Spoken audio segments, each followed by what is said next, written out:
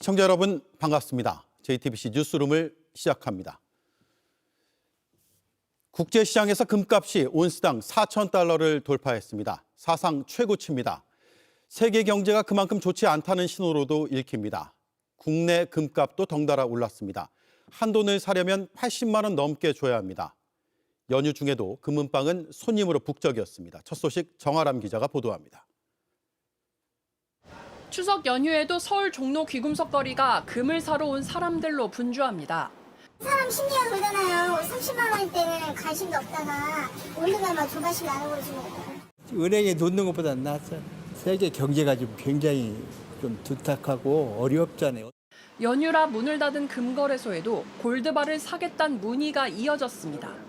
그냥 먼저 돈을 집어넣는 사람들이 있거든요. 지금은 그 5배 이상 팔러 오는 사람들은 오히려 줄어요. 더 많이 오른다는 기대가 있는 거죠. 국제금값이 사상 처음 온스당 4,000달러를 돌파했습니다. 연초 대비 50% 넘게 오른 겁니다. 그 여파에 국내에서도 순금 한 돈이 80만 원대로 올랐고 은도 덩달아 뛰며 올 들어 75% 급등했습니다. 오늘 조금 상승됩니다. 2배 정도 늘었다고 봐야지. 금이 올라서 대체할 수 있는 애들이 이제 오는 거지. 실버바 사러 왔습니다. 골드바는 전에 좀 몇 개 사놓은 게 있고 요새 금값이 좀 많이 앞으로 많이 오를까 봐.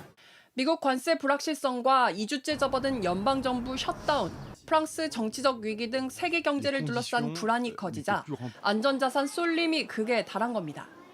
실제 세계무역기구 WTO는 내년 세계 무역 성장률 전망치를 기존 1.8%에서 0.5%로 대폭 내렸습니다.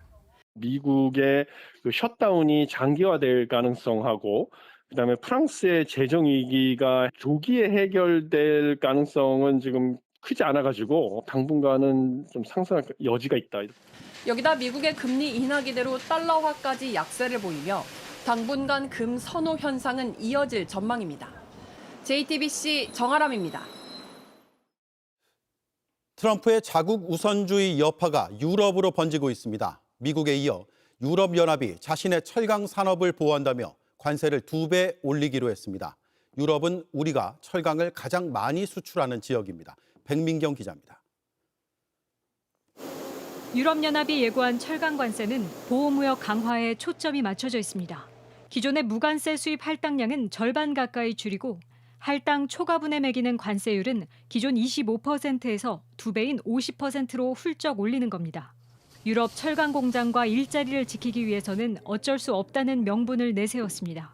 In 2024, 18,000 jobs were lost in the steel sector. That's too many and we have to put a stop to that.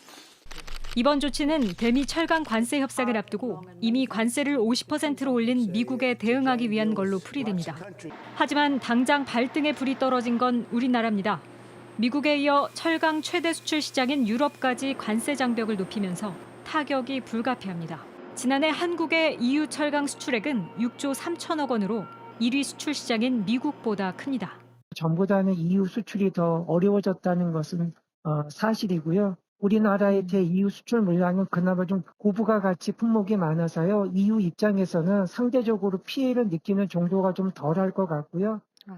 유럽연합은 국가별 쿼터를 배분할 때 자유무역협정 체결 여부를 고려하겠다고 밝히면서 우리나라와 협상의 여지는 열어놨습니다. JTBC 백민경입니다. 이렇게 전 세계 경제를 뒤흔든 트럼프 대통령이 평화의 사도를 자처하며 노벨 평화상을 욕심내고 있습니다. 그러면서도 미국 안에선 치안을 명분으로 무장 병력을 더 배치했습니다. 최수영 기자입니다. 시카고 외곽의 미 육군 예비군 훈련센터에 텍사스 주 방위군 병력이 도착했습니다. 트럼프 대통령이 불법 이민 단속과 치안 유지를 명분으로 파견한 병력입니다. 시카고와 일리노이 주 정부는 위헌적 병력 배치라며 반발하고 있습니다. The federal government is out of control. This is one of the most dangerous times in our nation's history. 하지만 트럼프 대통령은 반란법을 발동할 수 있다며 압박 수위를 높이고 있습니다. 주지사와 법원의 거부와 상관없이 연방군을 투입해 혼란 상황을 수습하겠다는 겁니다. 하지만 반란법은 남북전쟁이나 폭동사태가 극에 달할 때를 대비한 최소한의 견제장치로 실제 발동은 1992년 LA 폭동이 마지막이었습니다. Yeah, well, it's been invoked before, as you know. If you look at Chicago, Chicago is a great city where there's a lot of crime. And if the governor can't do the job, we'll do the job. 이처럼 내전 상황까지 가정한 트럼프이지만 밖으로는 평화의 사도를 자처하며 노벨 평화상 욕심을 숨기지 않고 있습니다. 정치 전문 매체 폴리티코는 트럼프 대통령이 가자 지구에 이어 최근 분쟁이 불거진 태국과 캄보디아의 평화 협정을 압박하고 있다고 보도했습니다. 사우스 차이나 모닝포스트도 트럼프 대통령이 이번 달 말 열리는 아세안 정상회의 참석 조건으로 두 나라의 평화협정 서명식을 요구했다고 확인했습니다. 트럼프 대통령은 올해 들어 전 세계에서 7개 전쟁이 자신의 평화 중재로 종식됐다고 주장하면서 노벨 평화상 수상 의지를 잇따라 피력하고 있습니다. JTBC 최수연입니다. 네, 이번 연휴 들어 오늘이 가장 화창했습니다. 흐리고 습한 날씨에 움츠렸던 시민들이 모처럼 밖으로 나왔습니다. 지금도 붐비고 있는 놀이공원을 연결해 보겠습니다. 오원석 기자, 주변에 귀여운 어린이들도 보이고 방문객들이 정말 많은 것 같군요. 네, 제 주변으로 그야말로 발 디딜 틈이 없을 정도로 많은 사람들이 모여 있는 것을 보실 수 있을 겁니다. 특히 어린 아이들이 해맑게 웃으며 제 주변을 빙 둘러싸고 있는데요. 연휴 내내 수도권에 이어졌던 궂은 날씨가 오늘 화창하게 개면서 연휴 막바지 여유를 즐기려는 행랑객들이 한꺼번에 몰린 겁니다. 취재진은 이른 오후 이곳에 도착했는데요. 주차장으로 들어오는 데만 1시간이 넘게 걸릴 정도로 그야말로 긴 차량 행렬을 볼 수 있었습니다. 오늘 이곳에 사람들이 얼마나 많이 왔나 제가 이렇게 여쭤봤는데 놀이공원 측은 비가 왔던 연휴 기간과 비교해서 약 40% 더 많은 인원이 방문했다, 이렇게 답변을 하기도 했습니다. 서울 경복궁도 연휴 기간 무료 개방 행사를 하고 있는데요. 추석 연휴를 맞아 가족들과 고궁에서 마지막 여유를 즐기려는 이들로 인산인해였습니다. 연휴 나들이객들의 표정 잠시 직접 들어보시겠습니다. 예. 오늘 아침에 눈 떴는데 갑자기 날씨가 너무 좋아져서 에버랜드에 우리 애기 동물 보여주러 가야겠다 해가지고 왔습니다. 오늘 날씨가 너무 좋아서 아이랑 같이 경복궁에 한번 오게 됐어요.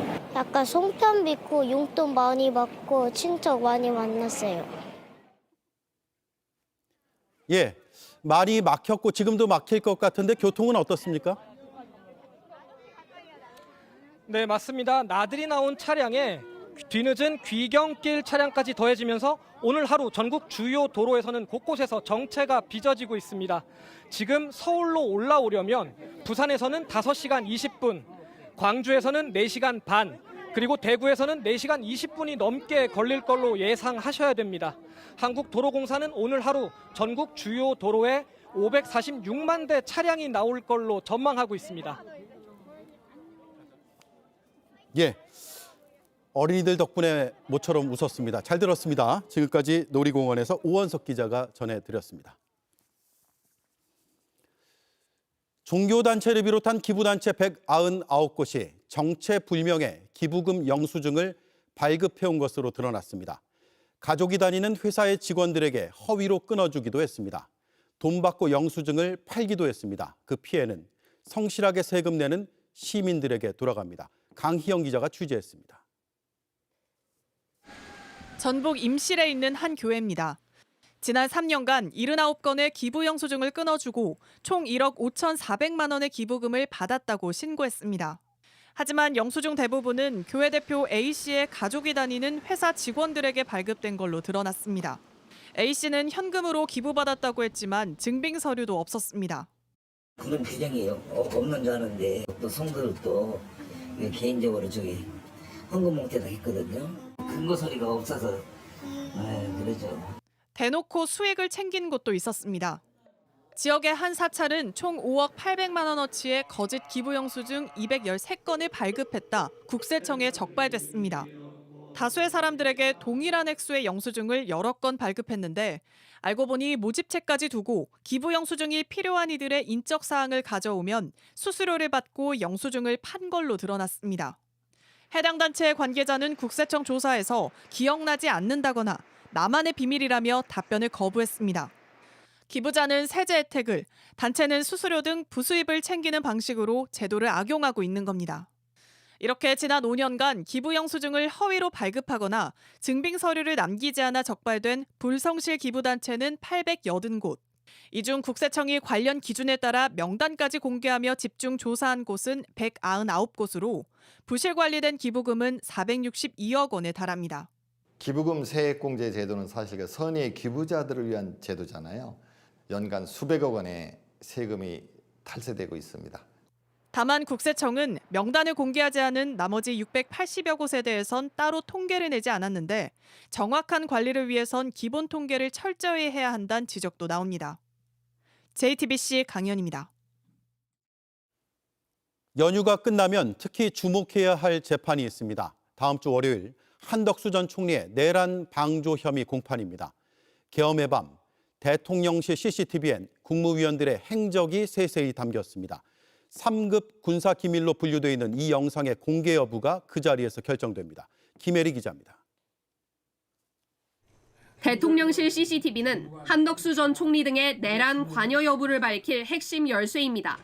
계엄 당일 밤 국무회의 전후 상황이 고스란히 담겨 있습니다. 피고인은 김영현 장관과 국무위원 소집 상황을 점검하며 의사 정족수를 채우려고 하였습니다. 특히 김영현 장관은 의사 정족수의 4명이 부족한 상황에서는 피고인에게 손가락으로 숫자 4를 표시하고 계엄 문건을 받은 적이 없다던 한 전 총리는 특검 수사팀이 CCTV를 제시하자 윤석열 전 대통령에게 받았다고 진술을 번복했습니다. 여기엔 이상민 전 행정안전부 장관이 한 전 총리와 문건을 함께 보며 16분간 논의하는 모습이 나옵니다. JTBC 취재 결과 계엄 선포 뒤에 박성재 전 법무부 장관이 나와 무언가를 적는 장면도 찍힌 것으로 파악됐습니다. 다음 주 월요일 한 전 총리 재판에선 CCTV에 대한 증거 조사가 진행됩니다. 취재진과 방청객이 있는 가운데 영상이 법정에서 공개될지 관심이 쏠립니다. 특검은 공개해야 한다는 입장입니다. 3급 기밀로 지정된 CCTV의 기밀 해제 절차도 밟고 있습니다. 국민적 관심도나 또 공정한 재판을 받을 권리를 위해서는 공개된 재판에서 하는 것이 바람직하다고 생각하기 때문에 저희가 반면 한 전 총리 측은 부정적입니다. 다분히 어떤 국민적 관심이라는 이름으로 여론 재판화하려는 것이 아닌가라는 우려가 있다는 점을 말씀을 올립니다. 양측의 의견이 엇갈리는 가운데 결정은 재판부의 몫으로 남아 있습니다. JTBC 김혜리입니다. 더불어민주당이 국민의힘을 독버섯에 비유했습니다. 국민의힘은 암덩어리란 말로 응수했습니다. 민주당이 다음 주 민생법안 처리를 위해 본회의를 열자고 제안한 상태인데 이런 분위기면 여야 합의가 될지 의문입니다. 김한수 기자입니다. 더불어민주당은 다음 주 시작되는 국정감사 기간에 본회의를 열자고 했습니다. 이제 밥값 좀 하는 그런 정치를 합시다. 연휴 직후에 바로 본회의를 열어서 국민이 애타게 기다리고 계신 70여 개의 비쟁점 민생 법안부터 응급실 뺑뺑이 방지법, 영유아 보호법 등 여야 의견 차이가 크지 않은 법안부터 처리하자는 겁니다. 국민의힘은 민생 법안을 먼저 처리하는 것에는 동의한다면서도 정부 여당의 사과가 먼저라고 했습니다. 공직자들이 쓰는 G 드라이브는 아예 다 소실되어서 복구가 원천 불가능하다고 하는 이 중차대한 국가적 재난 상황에 대해서 이렇게 둔감하신가 하는 부분에 대해서 먼저 사과를 해야 될 것으로 보입니다. 국감 출석 논란이 불거진 김현지 대통령실 부속실장에 대한 공세도 이어갔습니다. 김현지 부속실장의 그동안의 행적에 대해서 각 상임위별로 정인 채택을 추진함은 물론 문제점이 되었던 백현동 그 옹벽 문제 다시 한번 저희들이 소상하게 들여다보고 민주당은 민생법안 처리를 위해 야당의 협조를 구하겠지만 개혁을 막는다면 단호하게 대응하겠다고 맞받았습니다. 마치 반성하는 척 하다가 언제 그런 일이 있었냐는 식으로 독버섯처럼 고개를 쳐들고 올라오고 있습니다. 국민의힘이 독버섯 발언에 반발해 영구 집권을 향한 검은 속내가 암덩어리처럼 퍼지지 않기를 바란다고 다시 공세 수위를 높이면서 본회의 합의 여부는 알 수 없는 상황이 됐습니다. 민주당이 야당 합의 없이 본회의를 강행할 경우 국민의힘이 다시 한번 필리버스터에 돌입할 가능성도 있습니다. JTBC 김한수입니다. 추석 연휴 이틀째이던 지난 4일, 과자를 사줄 테니 따라오라며 초등학생들을 유인했던 50대 남성이 붙잡혔습니다. 아이들은 남성을 따라가지 않았고 부모에게 바로 알려 빠르게 검거할 수 있었는데 술에 취해 있던 이 남성은 아이들이 귀여워서 그랬다고 변명했습니다. 양빈현 기자입니다. 가게들이 줄지어 있는 대로변을 따라 초등학생 2명이 걸어갑니다. 잠시 뒤 한 중년 남성이 다가오더니 아이들에게 말을 겁니다. 아이들이 따라오지 않자 자리를 떠나나 싶더니 뒤돌아 한 번 더 말을 붙입니다. 그리고 유유히 사라집니다. 지난 4일 낮 12시 반쯤 서울 은평구에서 버스를 기다리던 초등학생에게 50대 남성 A씨가 접근했습니다. A씨는 과자를 사줄 테니 편의점에 가자고 아이들을 유인하려 했습니다. 아이들에게 이 사실을 전해들은 부모는 곧바로 경찰에 신고했습니다. 경찰은 300m쯤 떨어진 빌라에서 술에 취한 A씨를 붙잡았습니다. A씨는 경찰 조사에서 아이들이 예쁘고 귀여워 편의점에 가자고 했다고 진술한 것으로 알려졌습니다. 서울 서부경찰서는 구체적인 사건 경위를 조사한 뒤 A씨를 미성년자 약취 유인 미수 혐의로 입건할지 결정할 계획입니다. 앞서 지난달 경기도 광명에선 집에 가는 초등학생을 납치하려던 고등학생이 검거됐습니다. 대구에서도 짜장면을 사주겠다며 초등학생을 유인하려던 남성이 붙잡히는 등 최근 전국적으로 미성년자를 상대로 한 약취 유인 미수 사건이 끊이지 않고 있습니다. 실제로 올해 8월까지 미수에 그친 경우를 포함해 유괴 관련 사건은 318건에 달했습니다. 적어도 하루에 한 번은 유괴 내지 유괴 미수 사건이 발생한 겁니다. 특히 피해자 가운데 78% 정도가 미성년자였습니다. 하지만 유괴 사건 피의자에 대한 구속영장 기각률은 2020년 5.6%에서 지난해 30%로 6배 가까이 증가했습니다. JTBC 양빈현입니다. 추석 연휴 곳곳에서 화재가 잇따랐습니다. 충북 청주에서 다가구 주택 화재로 한 명이 숨졌습니다. 전북 남원에선 양계장이 불에 타 닭 5만 5천 마리가 폐사했습니다. 정진명 기자입니다. 양계장 안쪽이 화염에 휩싸였습니다. 건물 밖으로 불길이 치솟고 연기가 뿜어져 나옵니다. 어제 저녁 7시쯤 전북 남원시의 한 양계장에서 불이 났습니다. 건물 한 동이 모두 탔고 기르던 닭 5만 5천 마리가 폐사했습니다. 소방당국은 전기적 요인으로 불이 난 것으로 보고 조사 중입니다. 다세대 주택 꼭대기층이 시커멓게 그을렸습니다. 열기에 녹은 지붕은 휘어졌습니다. 오늘 새벽 5시 10분쯤 충북 청주시 다가구 주택 4층에서 불이 나 집에 있던 60대 남성이 숨졌습니다. 같이 살던 60대 여성은 가까스로 소방에 구조됐고 주민 11명이 대피했습니다. 난간에 이제 내달려 계시다 이런 걸로 해서 저희 쪽에서 에어매트를 펼쳐서 에어매트 쪽으로 구조를 했고 모노레일이 승강장으로 느리게 진입합니다. 승객들이 작은 발판을 딛고 빠져나옵니다. 어제 오후 4시쯤 광주 무등산 지산유원지에서 모노레일이 갑자기 멈춰섰습니다. 선로 한가운데서 이용객들은 불안에 떨어야 했습니다.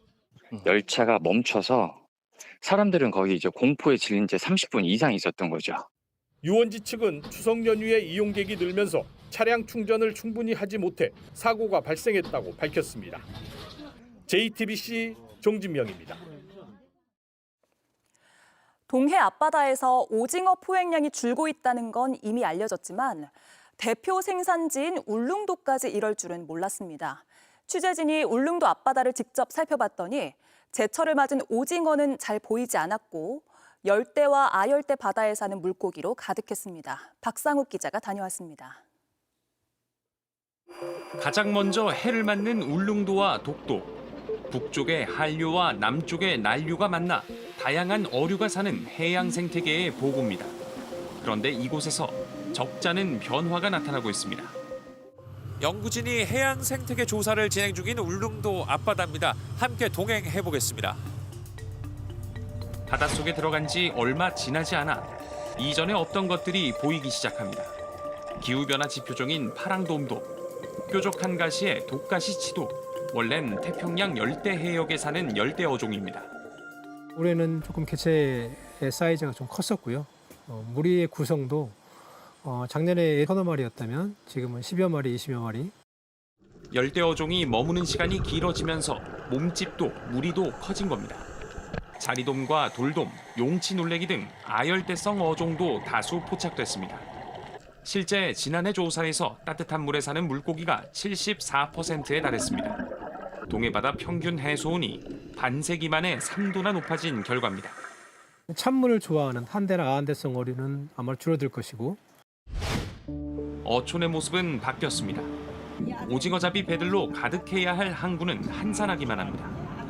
지금 좀 동해 바다에 가을 오징어가 나야 되는데 이 기후 변화로 물이 바뀌어갖고 어민들이 지금 살아가는 게 지금 막막해요. 전문가들은 어류 서식지의 변화를 추적 관찰해야 한다고 강조합니다. 종이 한두 개가 이렇게 바뀐다거나 그런 거 수준이 아니라 생태계의 구조 자체가 이게 변하는 거거든요. 수산자원이 위협받지 않도록 가속화하는 기후 위기를 대비해야 합니다. JTBC 박상욱입니다.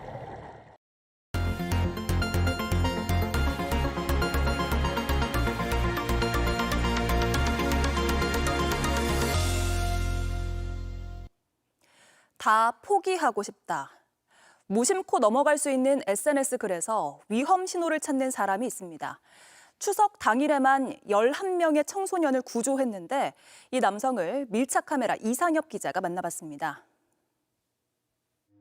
텅 빈 사무실, 불 꺼진 복도, 잠시 쉴 때도 휴대전화를 놓지 않습니다.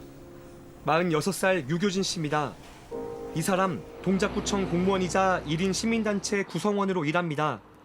매일 SNS에서 위험 징후를 보이는 아이들을 찾고 있습니다.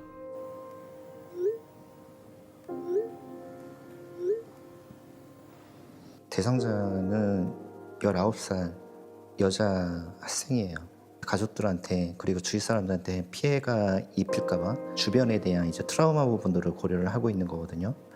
모든 걸 포기한 듯한 글귀, 공공연히 말하는 삶과 죽음의 경계, 명백한 위험 신호였습니다.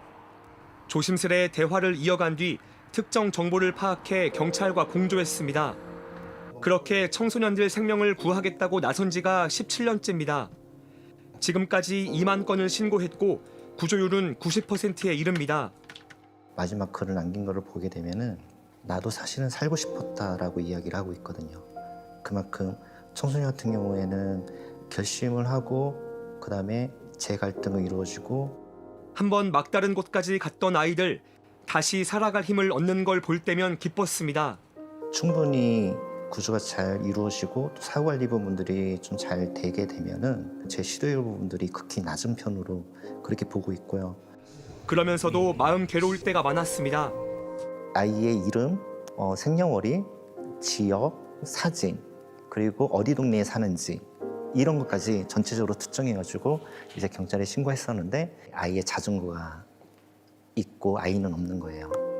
더 빨리 위로하지 못했고 결국 다 구조할 수는 없다는 무력감 때문입니다. 가장 첫 단계로 중요한 일은 위로나 관심이라고 보여지거든요. 많이 붙잡았다라고 한다면은 어떻게든지 살려고 노력은 하죠. 주위에 누가 위로를 해주거나 손을 내밀어주는 사람이 있었다고 한다면은